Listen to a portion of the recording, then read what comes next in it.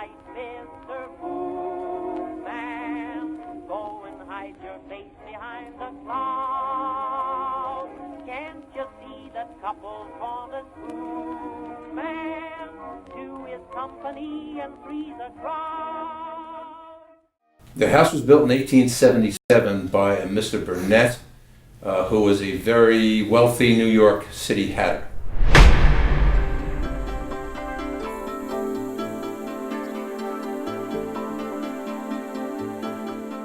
Mr. Burnett sold it to Mr. Buhler in 1903.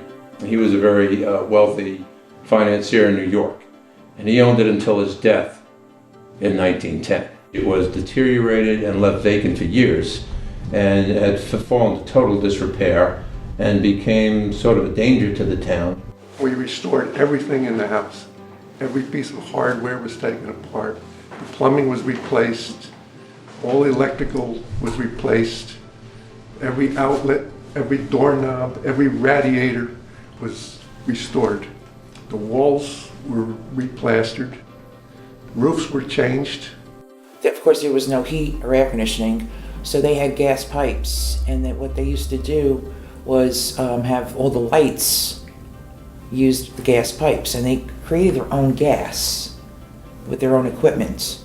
And as far as heat was concerned, every room had fireplaces, so that's how they had their heat. They also had a water tower at the top of the building, and that's how they had water in the house. And somebody actually had to pump that by hand.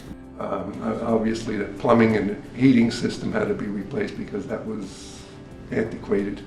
The doors are original. Molding, any molding that we couldn't save was reproduced back to the original. And they even have like the skeleton keys still for the doors, you know, the hardware, everything was taken down and stripped. And you can see, you know, we watched the progress. I mean, there was nothing, and then there was, you know, these beautiful, beautiful features of a home that you just don't see anymore. I mean, you don't even see these doors, you don't see these doorknobs anymore. You'd have to go someplace and find as an antique. Remember, this house was here almost 50 years before Pine Beach became incorporated. So talking to the old timers around and talk about the railroads and the dirt roads and things like that this really was, and this house had to be part of the Pearl of the Toms River, which is what Pine Beach is. My family and I moved in here in the early 1980s, and this was always the hidden house up here. You always knew it was here, but people really didn't see it. The 22nd and 24th president, who was the same man, Grover Cleveland, used to visit the house for the purpose of fishing and duck hunting. And he was a guest here of, we believe, Mr. Buhler. It may have been Mr. Burnett. Well, it's 150 years old. I mean, just being a president was here makes the house worth saving, I would think.